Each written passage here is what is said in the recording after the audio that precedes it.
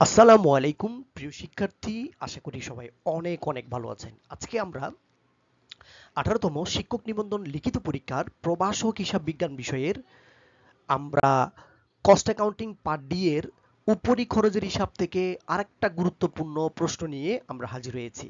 আজকে আমরা যে বিষয়টা শিখব সেটা হচ্ছে সিমultaneous ইকুয়েশন মেথড, অর্থাৎ সহ সমীকরণ পদ্ধতির মাধ্যমে কিভাবে আমরা উপরি খরচকে বন্টন করব সেই বিষয়টা সম্পর্কে আজকে আমরা জানব। আমরা একটা প্রশ্ন দিয়েছি, সুরমা সুরমা লিমিটেডের ৩টি উৎপাদন বিভাগ এক্স ওয়াই জেড এবং ২টি সেবা কর্ম বিভাগ এ ও বি বিভাগ রয়েছে। হিসাবের বই থেকে নিম্নোক্ত তথ্যগুলো আমরা পাই। এখানে আমরা বিভাগগুলো দিয়েছি, এখানে আমরা বিবরণটা পেয়েছি। তাহলে বিভাগে আছে এক্স ওয়াই জেড, এটা হচ্ছে উৎপাদন বিভাগ, আর এ ও বি হচ্ছে আমাদের সেবা কর্ম বিভাগ। আর প্রাথমিক উপরিব্যয় বন্টনের টাকা এখানে সরাসরি দেওয়া আছে। তো এখানে আমাদের আর প্রাথমিক উপরিব্যয় বন্টন করার কোনো প্রয়োজন নাই। এই প্রাথমিক উপরিব্যয়ের টাকাগুলো এবং তার সাথে যে পার্সেন্টেজ করে কি যে আইটেমগুলো দেওয়া আছে, এখান থেকে কিছু প্রাথমিক উপরিব্যয় টাকা অন্তর্ভুক্ত আছে, সেগুলো আমাকে বের করে নিতে হবে। বিষয়টা একটু বুঝে নিই। ধরো এখানে এ ও বি দুটো সেবা বিভাগ, এক্স এ পাবে, ওয়াই এ পাবে, জেড এ পাবে, এভাবে দেওয়া হয়েছে। এখানে আবার সেবা বিভাগ আছে, এই সেবা বিভাগের প্রাথমিক উপরিব্যয়ের টাকা হচ্ছে ১০০০, আর কিছু টাকা ২০% টাকা অর্থাৎ বি এর মধ্যে অন্তর্ভুক্ত আছে, অর্থাৎ সেবা বিভাগ বি এর ভিতরে অন্তর্ভুক্ত আছে। এটা বের করে আমরা এর ভিতরে নিয়ে আসব।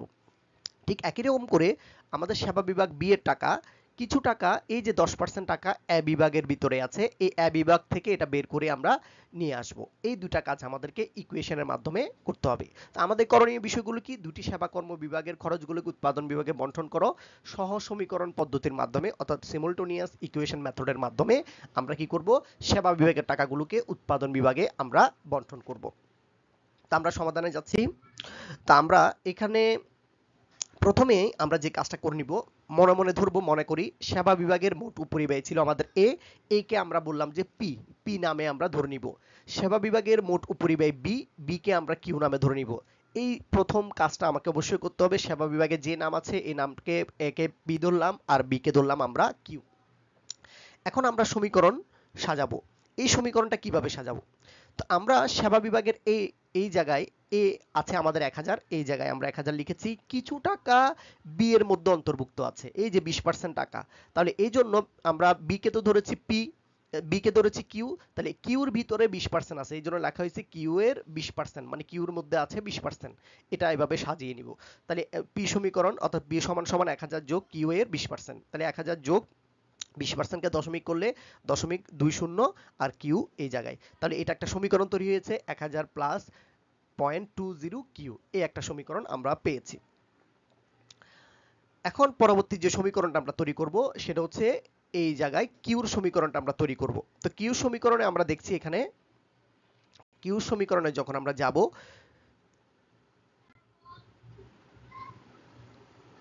আমরা যখন কিউ সমীকরণে যাব, এই জায়গায় বি মানে কিউ এখানে আছে ১০০০, এই ১৫০০, এই জন্য আমরা কিউ সমীকরণ কিউ সমান সমান লিখেছি ১৫০০। 10% টাকা এর মধ্যে আছে, এ হচ্ছে আমাদের পি, তাহলে পি এর মধ্যে আছে 10%, পি এর 10%, এভাবে লেখা হয়েছে। এই 1500 প্লাস এই 0.10 পি, এভাবে আমরা ২ নম্বর সমীকরণটা দিলাম। তাহলে ১ নম্বর সমীকরণ হয়েছে পি সমান সমান ১০০০ প্লাস 0.20 কিউ, আর ২ নম্বর সমীকরণ হয়েছে কিউ সমান সমান ১৫০০ যোগ 0.10 কিউ। এভাবে দুইটা সমীকরণ আমরা তৈরি করলাম। পরবর্তী কাজ আমরা যেটা করব সেটা হচ্ছে এই দশমিক যে এই অ্যামাউন্ট যেগুলো আছে, এই দশমিক সংখ্যাগুলোকে আমরা পূর্ণ সংখ্যায় রূপান্তর করব, কারণ দশমিক থাকলে আমাদের যোগ বিয়োগে একটু কঠিন লাগবে। এই কাজটাকে আমরা সহজ করার জন্য দশমিক সংখ্যাগুলোকে আমরা পূর্ণ সংখ্যায় রূপান্তর করব। তাহলে এই জায়গায় আমাদের 10p হবে এই জায়গায়।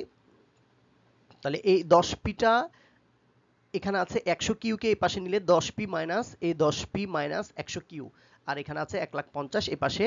এই জায়গাটা যখন এদিকে আসবে, আমরা 10p কে যখন 100p কিউকে যখন এই পাশে নিয়েছি, 1,50,000 এদিকে চলে আসবে। তাহলে 1,50,000 ছিল প্লাস, এটা এদিকে আসলে হয়ে যাবে মাইনাস, এই জন্য মাইনাস 1,50,000 হয়েছে।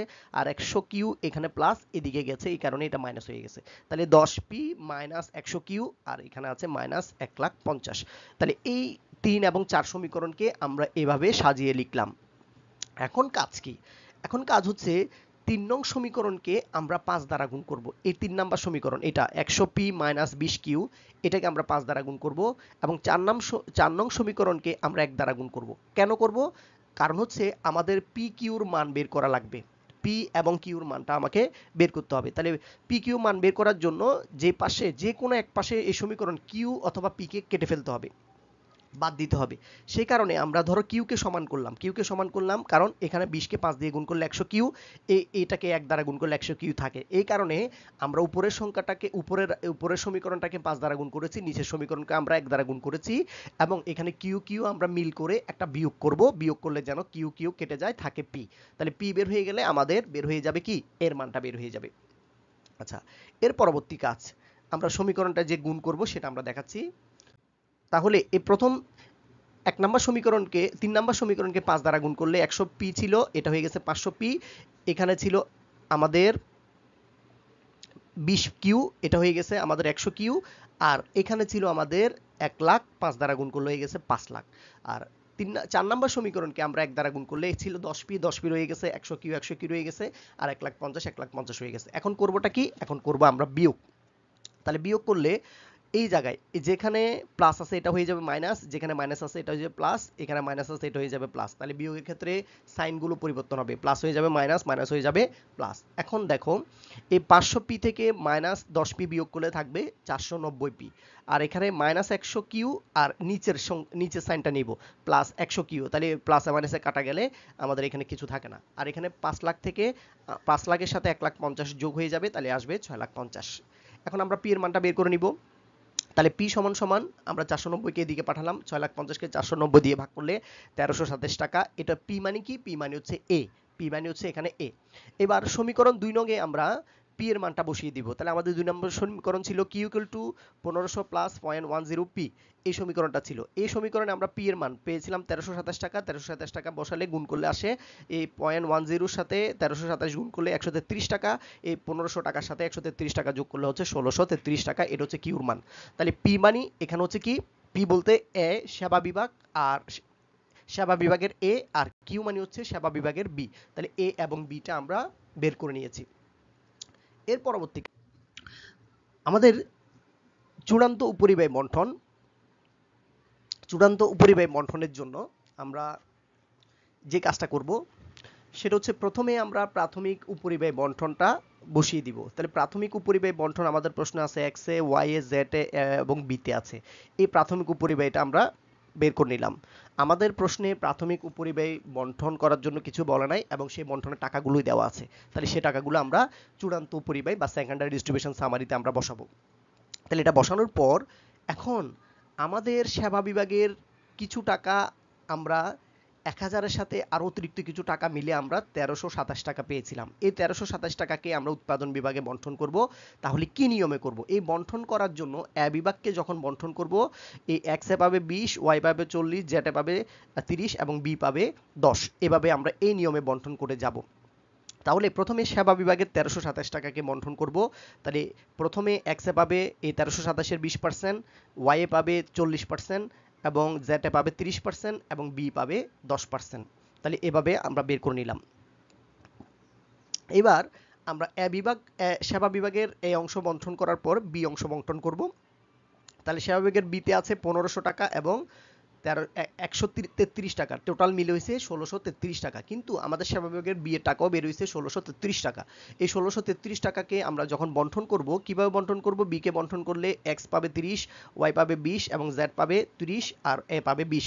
তাহলে 1633-এর 30% এক্স পাবে, 20% ওয়াই পাবে, 30% জেড পাবে এবং 20% পাবে এখানে এ। এখানে এটার 20% করলে 326 বা 327 আসে। আমরা সেবা বিভাগকে যখন বণ্টন করে ফেলবো, এখানে 327 রেখেছি, এই জায়গায় 326 রেখেছি, কোনো সমস্যা নাই। এখন কত হচ্ছে কেন রাখবো? কারণ আমাদের এখানে অ্যামাউন্টগুলো মিলতে হবে, না মিললে এটা জিরো হবে না। তাহলে 1633 টাকাকে আমরা বণ্টন করলাম 30-20 দিয়ে এবার বণ্টন করে নিয়েছি। এখন দেখা যাচ্ছে বি বিভাগের 1500 আর এখানে 133 মিলে 1633, আর সেবা বিভাগের এই যে বি এর 1633 টাকাকে যখন বণ্টন করলাম, এটা প্লাস মাইনাসে জিরো হয়ে গেছে। আর এখানে আছে 1000, এখানে এ বিভাগ থেকে বণ্টন করলাম আমরা, এ থেকে বণ্টন করলাম 1327 টাকা। এবার এটাকে বণ্টন করতে গিয়ে 327 টাকা এখানে এসেছে, এটার যোগ বিয়োগ করলে এটা জিরো হয়ে গেছে। এভাবে আমরা কি করব? আমরা চূড়ান্ত উপরিব্যয় বন্টন সামারি তৈরি করব। তাহলে কি নিয়মে করব? প্রথমে আমরা প্রাথমিক উপরিব্যয় বসাবো। এখানে যে পার্সেন্টগুলো দেওয়া আছে এই পার্সেন্ট অনুসারে আমরা সেবা বিভাগের এর টাকা বন্টন করব। সেবা বিভাগের বি এর টাকা বন্টন করলে অটোমেটিক সেবা বিভাগের টাকাটা কি হয়ে যাবে? জিরো হয়ে যাবে। এই ছিল আমাদের আজকের প্রশ্ন। তা আমাদের প্রশ্নের মধ্যে আমরা কিভাবে ইকুয়েশনের মাধ্যমে আমরা সেবা বিভাগের টাকাগুলো বের করব সে বিষয় সম্পর্কে আমরা দেখিয়েছি, এবং চূড়ান্ত উপরিব্যয় বন্টন কিভাবে করব সে বিষয় সম্পর্কে আমরা দেখিয়েছি। তো ধন্যবাদ সাথে থাকার জন্যই। আল্লাহ হাফেজ। আসসালামু আলাইকুম ওয়া রাহমাতুল্লাহ।